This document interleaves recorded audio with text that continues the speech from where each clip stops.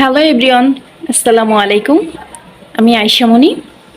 আজকে আমরা English second পেপারের কন্ডিশনাল সেন্টেন্সটা সম্পূর্ণ সুন্দরভাবে শিখব। তো শুরুতেই আসি, কন্ডিশনাল সেন্টেন্সটা কত প্রকার। ওকে, তো কন্ডিশনাল সেন্টেন্সের ধরন হচ্ছে সাধারণত আমরা সবাই জানি first conditional, second conditional and third conditional, but এখানে আরও একটা কন্ডিশনাল আছে যেটা আমরা অনেকেই জানি না, সেটা হচ্ছে জিরো কন্ডিশনাল। ওকে, তো প্রথমে আমরা কন্ডিশনাল সেন্টেন্সটাকে দেখি। ওকে,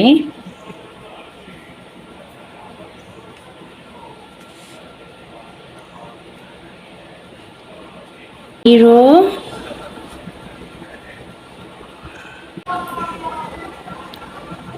জিরো কন্ডিশনাল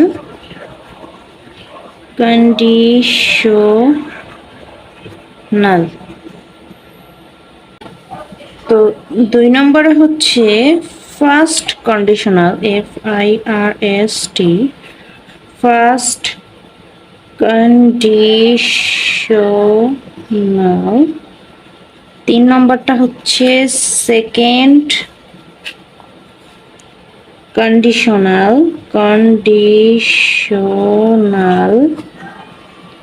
4 নম্বরটা হচ্ছে THIRD, থার্ড কন্ডিশনাল।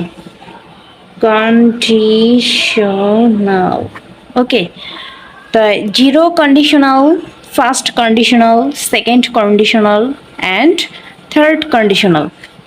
তো কন্ডিশনাল সেন্টেন্সটা হচ্ছে 4 প্রকার। ফার্স্টলি হচ্ছে zero conditional, secondly first conditional, third আছে সেকেন্ড কন্ডিশনাল এবং শেষে আছে থার্ড কন্ডিশনাল। তো প্রথমে আমরা জিরো কন্ডিশনালটা দেখি। Zero conditional. ওকে, জিরো কন্ডিশনালটা হচ্ছে, যদি আমরা স্ট্রাকচারটা করি, স্ট্রাকচারটা এরকম হবে। প্রথমে ইফ যুক্ত একটা সেন্টেন্স থাকবে।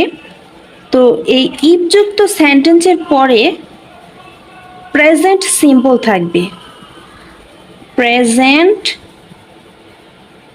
সিম্পল থাকবে। তো এখানে প্রেজেন্ট সিম্পল বলতে অনেকে নাও বুঝতে পারে, এখানে মূল ভার্বের একটা প্রেজেন্ট ফর্ম থাকবে ইফের পরে। আমরা প্রেজেন্ট ইনডিফিনিট টেন্সে যেই রুলটা ইউজ করে থাকি ওইটা এখানে অ্যাপ্লাই করব। ইফের পরে প্রেজেন্ট সিম্পলটা হবে, এরপরে যেই সেন্টেন্সটা থাকবে ওখানে আমরা সাবজেক্টের পরে প্রেজেন্ট সিম্পলই করব।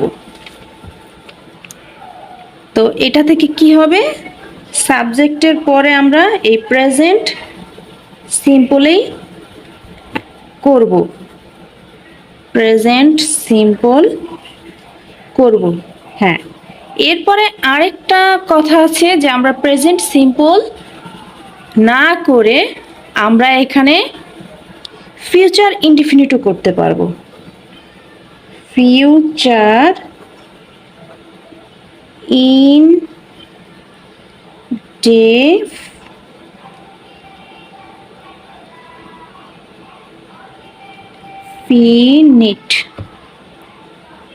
ওকে, ফিউচার ইনডিফিনিট বলতে এখানে সাবজেক্টের পরে শ্যাল, উইল, এরপরে মূল ভার্বের বেস ফর্ম। তো আমি এখানে একটা এক্সাম্পল দেই, যেমন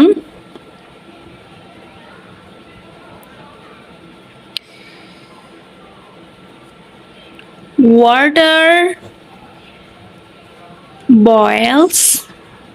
এই বয়েলস শব্দের অর্থ হচ্ছে সিদ্ধ হওয়া বা গরম হওয়া।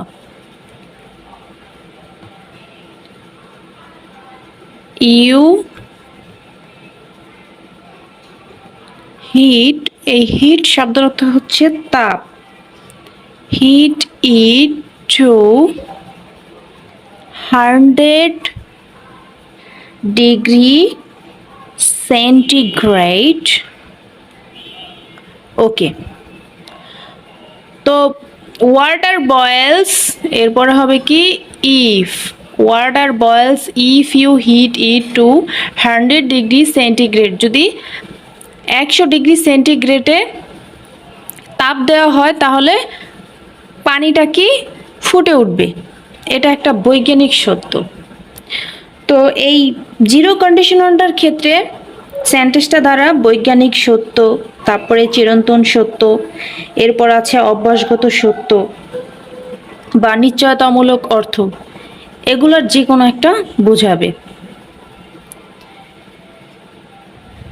এরপর আসি আমরা ফার্স্ট কন্ডিশনালে।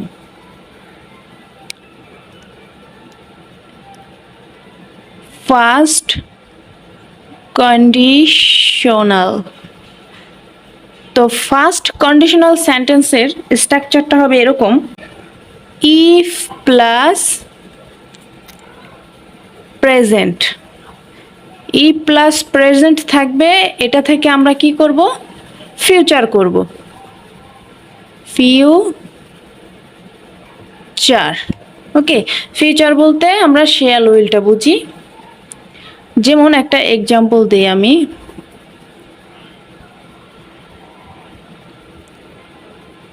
ইফ হি ওয়ান্টস, এখানে এস যোগ করতে হবে কারণ হিটা হচ্ছে থার্ড পারসন সিঙ্গুলার নাম্বার। এরপরে প্রেজেন্ট ইনডিফিনিট টেন্সের ক্ষেত্রে মূল ভার্বের শেষে এস বা ইয়ের যোগ হয়। তো if he wants to play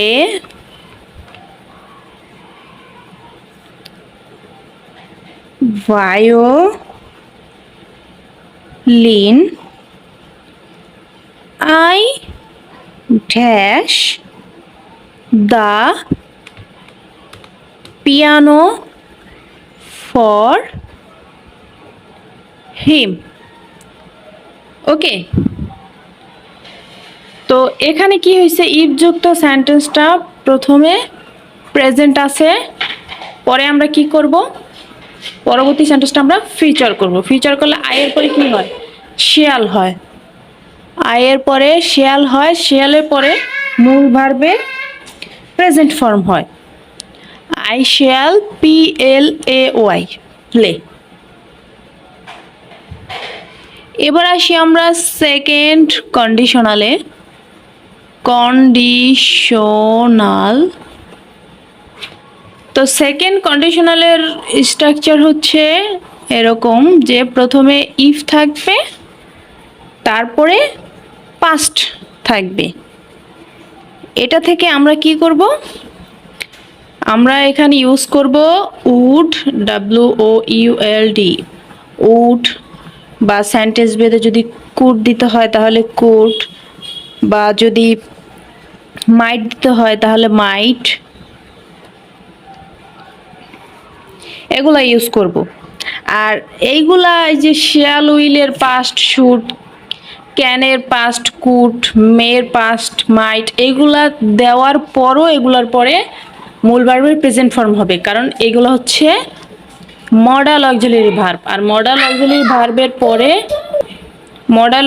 ভার্বের পরে মূল ভার্বের প্রেজেন্ট ফর্ম হয়। এগুলোর পরে ভার্বের 1 নম্বর ফর্মটা হবে। তো আমি এখানে একটা এক্সাম্পল দেই, যেমন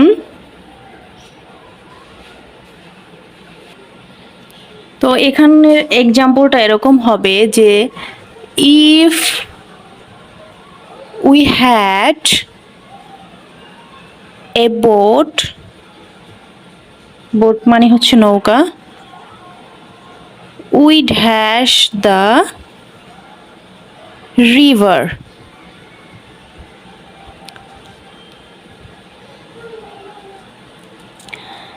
তো এটা দিয়ে বুঝাইছে যে if we had a boat, যদি আমাদের একটা নৌকা থাকতো, উই ড্যাশ দ্য রিভার, আমরা নদীটি কি করতাম, আমরা নদীটি পার হতাম। তাহলে এখানে আছে হ্যাড, তো এইটা বোঝাই যাচ্ছে যে এটা সেকেন্ড কন্ডিশনাল। সেকেন্ড কন্ডিশনালে ইফের পরে পাস্ট থাকবে, তো হ্যাড একটা পাস্ট ভার্ব।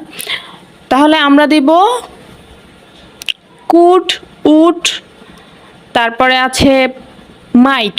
তো এখানে আমাদের সেন্টেন্স বেদে আমরা দেব would, we would, WOULD, we would. তো পার হওয়া মানে হচ্ছে ক্রস। এখানে প্রেজেন্ট একটা ভার্ব দিব আমরা।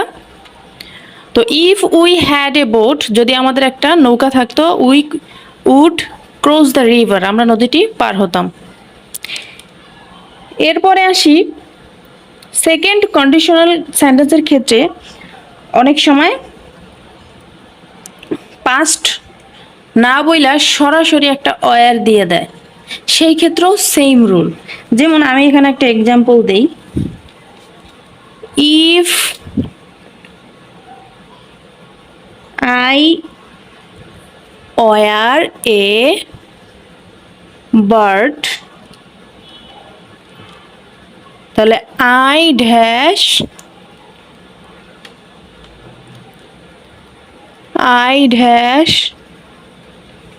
Two you.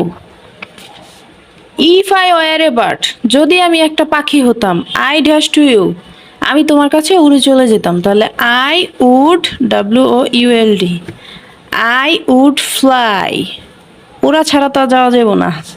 If I were a bird, যদি আমি একটা পাখি হতাম, I would fly to you, আমি তোমার কাছে উড়ে চলে যেতাম। তো সেকেন্ড কন্ডিশনটা অনেক সময় সরাসরি ওয়ার দিয়েও থাকে। এরপর আসি আমরা থার্ড কন্ডিশনালে। থার্ড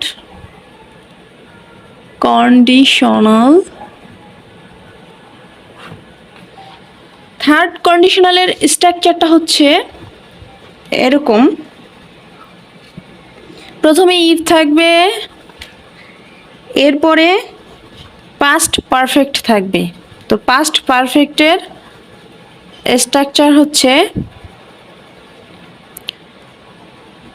হ্যাড প্লাস মূল ভার্বের পাস্ট পার্টিসিপল। তো এরকম যদি থাকে ইফযুক্ত ক্লাউজটা, তাহলে আমরা দিব কি, পরবর্তী ক্লাউজের ভার্বটা আমরা দিব উড হ্যাভ, কুড হ্যাভ বা মাইট হ্যাভ।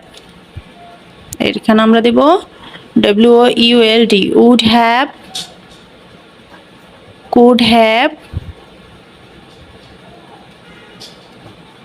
অথবা মাইট হ্যাভ।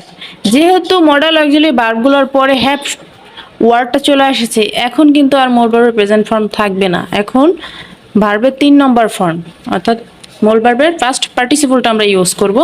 এখানে আমি একটা এক্সাম্পল দেই, ইফ আই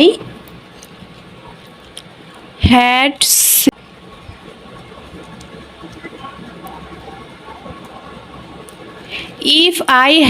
seen, তারপর comma, I dash given him the message,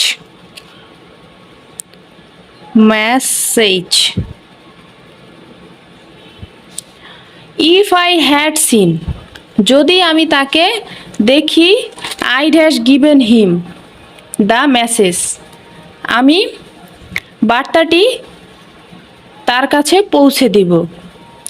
তো এখানে হবে উড, WOULD, উড হ্যাভ, কারণ এখানে আছে হ্যাড প্লাস মূল ভার্বের পাস্ট পার্টিসিপল, এটা থার্ড কন্ডিশনাল। আর থার্ড কন্ডিশনালের স্ট্রাকচার অনুযায়ী পরবর্তীতে সাবজেক্টের পরে would have, could have, might have মূল ভার্বের পাস্ট পার্টিসিপল হয়। এরপরে থার্ড কন্ডিশনালে আরেকটা স্ট্রাকচার আছে, সেটা হচ্ছে এরকম হতে পারে, যে আমরা এক্সাম্পলের সাহায্যে দেখাই, had I seen him, comma, had I seen him, I, WOULD, I would have given I would have given him the message. The message.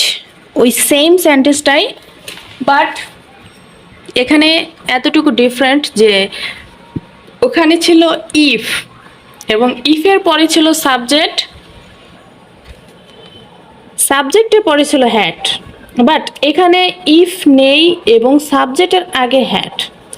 এর মানে হচ্ছে থার্ড কন্ডিশনালের আরেকটা রুলস আছে, হ্যাড দিয়ে যদি থার্ড কন্ডিশনালটা হয় সেই ক্ষেত্রে হ্যাডটা সাবজেক্টের আগে বসবে। এখানে ইফ নাই তবুও কিন্তু এটা থার্ড কন্ডিশনাল। যেমন had I seen him I would have given him the message, এখানে স্পষ্ট যে সাবজেক্ট আই, সাবজেক্টের আগে আমরা ভার্বটা নিছি হ্যাড।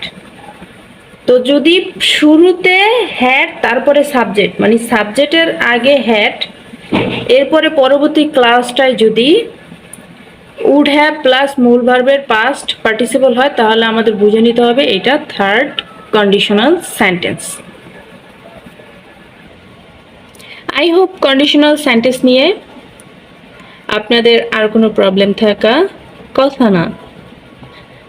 তো এই 4 প্রকার কন্ডিশনাল সেন্টেন্স যদি ভালোভাবে পারা যায় বা এই নিয়মে যদি কন্ডিশনাল সেন্টেন্সগুলো করা যায় বা এই টেকনিকগুলো মনে রাখা যায় তাহলে কন্ডিশনাল সেন্টেন্সগুলো যেভাবেই আসুক আমরা সলভ করতে পারবো। তো ভিডিওটি ভালো লাগলে অবশ্যই লাইক, কমেন্ট এবং শেয়ার করবেন এবং চ্যানেলটি সাবস্ক্রাইব করবেন। আর যারা ফেসবুক পেজ থেকে দেখতেছেন অবশ্যই পেজটিকে ফলো করবেন। সবাই ভালো থাকবেন, সুস্থ থাকবেন। আল্লাহ হাফেজ।